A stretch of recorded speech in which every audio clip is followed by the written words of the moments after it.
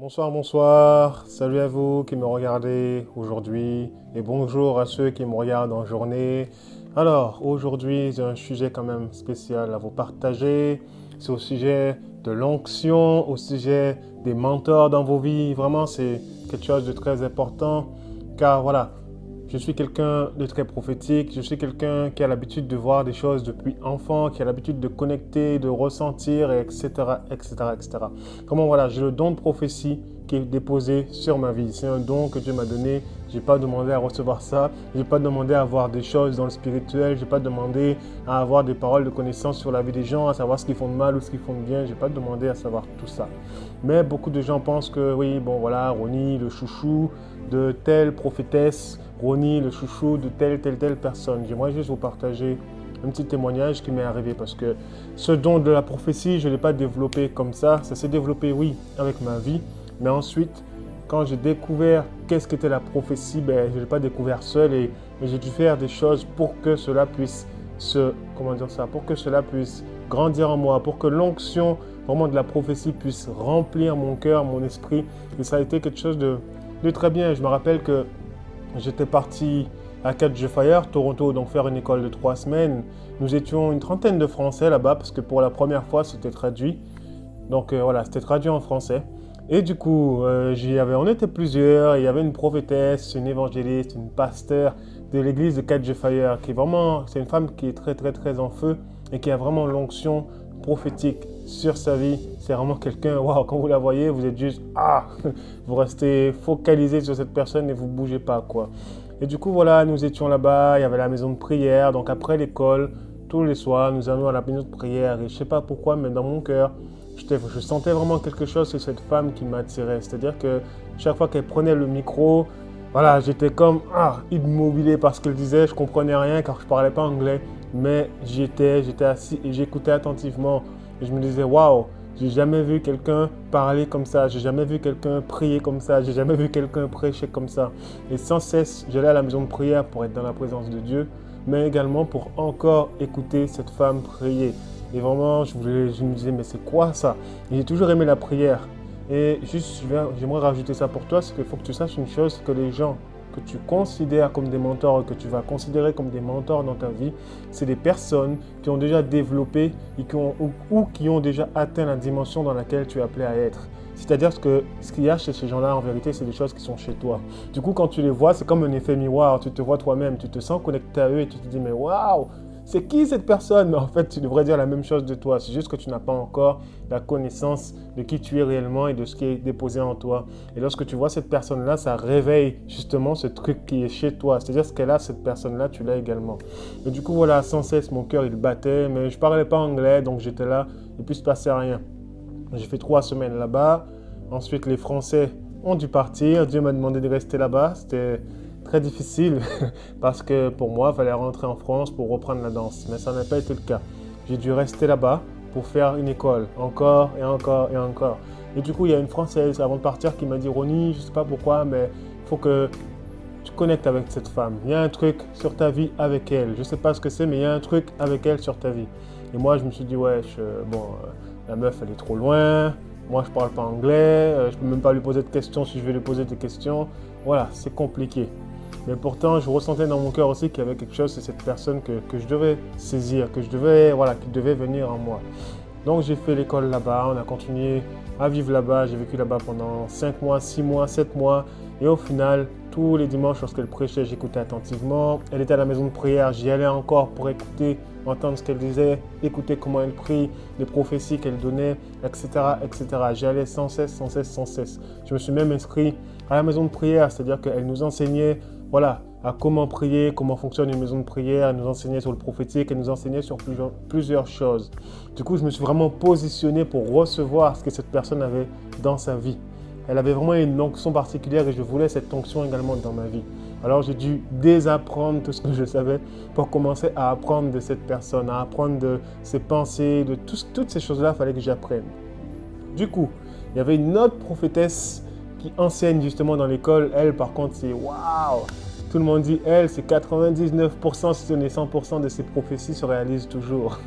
Et juste pour vous dire une chose, c'est que Elle a prêché pour nous avec son mari, elle a prophétisé, etc., etc. Ils nous ont conseillé d'acheter leur livre. Du coup, je suis parti à la librairie pour acheter son livre. Donc, je commence à prendre son livre et il y avait ce livre juste en dessous de Patricia Bootsma. C'est la femme dont je vous parle. Qui, chaque fois que je la voyais, c'était comme waouh, c'est quoi cette onction? Et j'apprends le livre de l'autre femme et le Saint-Esprit me dit non, dépose ce livre, je veux que tu prennes celui-là à la place. Je ne veux pas que tu touches à l'autre livre, je veux que tu lises ce livre-là. Et du coup, j'ai commencé à me dire ouais, mais bon, voilà, pourquoi tu veux que je prenne ça? Eux, ils sont super forts, prophétiques, tout ça. Moi, tu me demandes de prendre ce livre. Le Saint-Esprit m'a dit prends ce livre. Du coup, j'ai obéi, j'ai pris ce livre. Et ensuite, je suis parti dans ma chambre. Et je me suis posé dans la chambre et j'ai ouvert le livre. Je sais que je ne parlais toujours pas anglais. Donc j'ai ouvert le livre et puis je commence à lire déjà tout ce qui est écrit derrière ici. Je commence à lire et je me rends compte que je comprends. Je me dis, oula, qu'est-ce qui se passe? Comment ça se fait que je comprends ce qui est écrit dans ce livre? Ensuite, j'ouvre ce livre-là et dès lors où je commence à le lire, le Saint-Esprit me tombe dessus. Le Saint-Esprit me tombe dessus et en plus de ça, je comprends le livre. Un livre écrit en anglais. Donc je comprends le livre écrit en anglais. Le Saint-Esprit me tombe dessus. Et là, je commence à avoir les larmes aux yeux parce que je me dis, ouais, Seigneur, mais qu'est-ce qui se passe? Je ne parle pas anglais, je suis ici, je suis saoulé parce que je ne comprends rien. Et là, ce livre-là, il y a comme une onction qui me tombe dessus et je comprenais tout ce qui était écrit dans ce livre. Et ça a vraiment transformé mon cœur, transformé ma vie. J'étais comme surpris, je ne m'attendais pas à ça. Et c'était comme s'il y a eu un transfert. Parce que sans cesse, j'écoutais cette personne-là. J'observais toujours.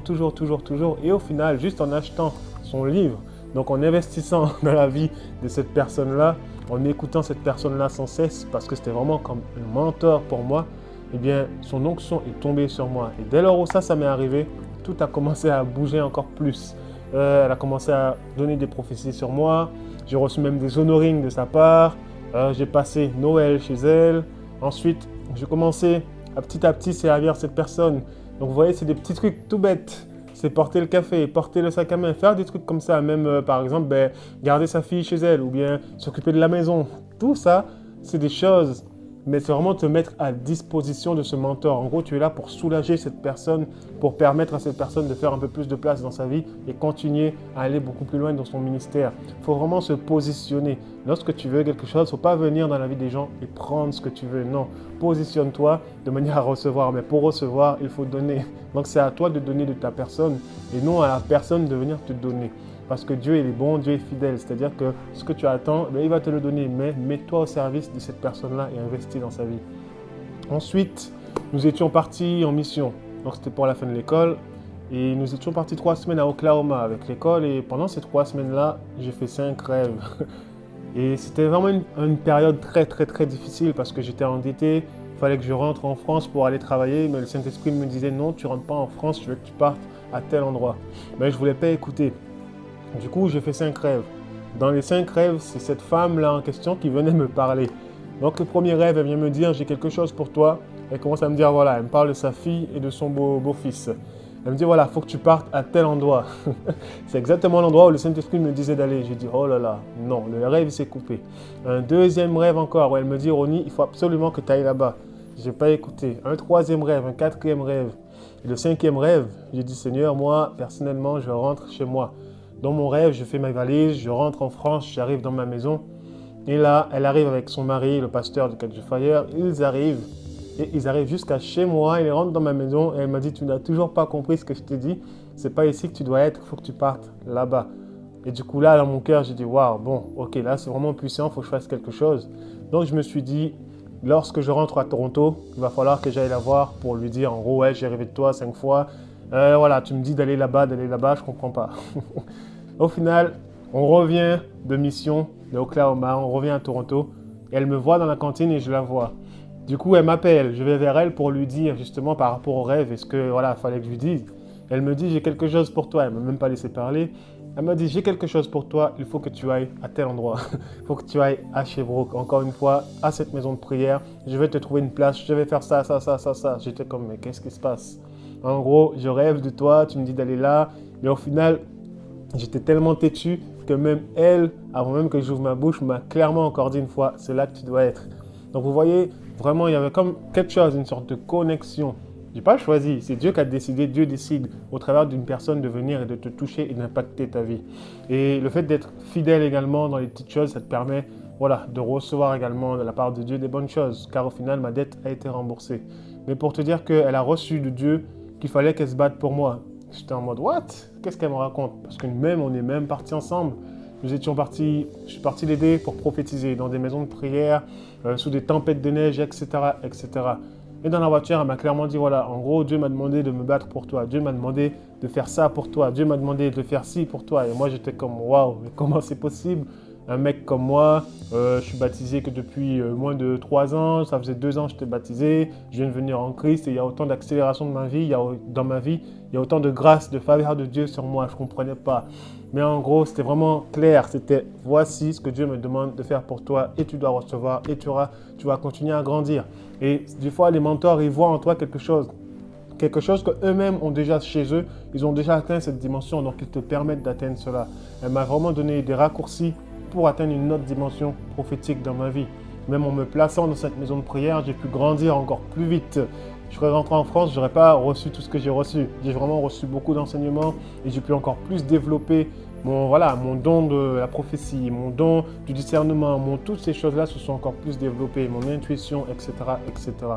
Et aussi, il faut prier pour ces gens-là parce que souvent, on aime trop ça, les chrétiens, venir dans la vie des gens pour recevoir, ouais, parce que c'est une grande prophétesse, donne-moi des prophéties, alléluia, prophétie. Mais en fait, non, il faut aussi te positionner, il faut prier pour ces gens-là, car ce sont des êtres humains comme nous. Ce ne sont pas des gens, waouh, super humains, non, ce ne sont pas des super-héros. Ils sont comme toi et moi. Et tout le monde a des challenges, tout le monde a des difficultés. Et souvent, il faut aussi prier pour ces gens-là. Il faut vraiment aider ces gens-là et les soulager. Parce que imagine-toi, tu es là et puis tous les jours, les gens viennent te voir juste pour recevoir de toi, mais ils ne te donnent jamais rien en retour.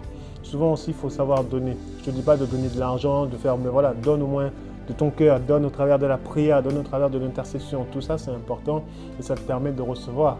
Car ce que tu sèmes, tu le récoltes. Et j'ai récolté ce que j'ai semé. Et souvent, voilà, l'onction m'est tombée dessus au travers de ces livres. Vraiment, c'est important de lire les livres des personnes qui vous inspirent. Lorsque vous êtes inspiré par quelqu'un, encore une fois, je vous le dis, c'est parce qu'il y a quelque chose chez ces gens-là qui sont en vous. Et vous devez connecter à ça, vous devez connecter à eux. Il faut vraiment passer ce cap de la peur. Parce que souvent, on a peur de connecter avec les gens, alors que c'est des gens comme nous. Il ne faut pas avoir peur, mais au contraire, si tu sens dans ton cœur que ça bat, ça boue, c'est qu'il y a quelque chose. C'est Dieu qui te parle, vas-y. Parce que tu vas recevoir justement ce pourquoi tu es venu. Ne t'inquiète de rien. Voilà, pourquoi je te partage ça, c'est pour te dire que je ne suis pas arrivé là où je suis comme ça du jour au lendemain. Il y a des gens qui ont quand même investi en moi. Il y a des gens qui ont investi en moi au travers de la prière. Il y a des gens qui ont investi en moi en m'ouvrant des portes, en me permettant de faire des choses que je n'aurais jamais pu faire moi-même. Vraiment, ça, c'est important. Mais j'ai reçu cela parce que j'ai aussi investi. J'ai aussi mis de mon cœur, de mon temps dans la vie de ces gens-là. J'ai écouté sans cesse. Et au final, son propre message est devenu mon message. C'est vraiment, je ne sais pas si vous comprenez ce que je vous dis, mais vraiment le mentor, lorsque tu veux un mentor dans ta vie, il faut vraiment que tu te positionnes dans la vie de cette personne-là, mais il faut que tu soulages cette personne-là. Il faut vraiment que tu puisses être une aide pour cette personne-là, plus qu'un poids. Ne soyez pas des poids, ne soyez pas, voilà, soyez vraiment des aides et vous verrez que vous recevrez automatiquement l'onction sur votre vie. C'est comme ça que ça marche. Il n'y a pas de secret, c'est biblique. Tout le monde, c'est biblique. Il faut juste servir. Sers et tu verras. En gros, nous sommes là pour donner. Nous ne sommes pas là pour prendre. Nous sommes là pour donner. Nous ne sommes pas là pour prendre. Encore une fois, je le répète, on est là pour donner et non pour prendre. Comme dit John Arnott, nous sommes des donneurs, pas des preneurs. Alors voilà, il faut donner et vous verrez que vous recevrez en retour. Sans rien attendre en retour, Dieu va permettre que vous recevez ce que vous avez semé.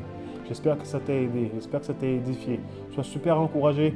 Et je prie également que Dieu vraiment puisse, pour cette année 2020, envoyer des personnes qui se connectent à toi, envoyer des mentors dans les domaines dans lesquels tu es appelé, des mentors dans les endroits où voilà, Dieu te révèle qui tu es et que tu n'arrives pas à franchir des caps là-dedans. Je prie que Dieu t'envoie des mentors, que Dieu t'envoie des personnes, des inspirations, des gens qui sont vraiment des modèles qui vont t'aider à atteindre une autre dimension, qui vont t'aider à aller là où tu veux aller. Vraiment des gens qui sont déjà allés là où tu veux être. Parce que ces gens-là sont passés par toutes sortes de chemins, toutes sortes de directions, mais eux pourront t'éviter les erreurs qu'ils ont commises. Ils t'éviteront vraiment de perdre du temps et ils vont te permettre d'accélérer dans les domaines où Dieu t'appelle pour cette année 2020. Sois super béni, sois super enrichi et ne t'inquiète pas, Dieu est bon, Dieu est fidèle et Dieu est avec toi. Je te dis à très très vite. Abonne-toi à cette chaîne YouTube si tu en veux plus et à très bientôt. Ciao.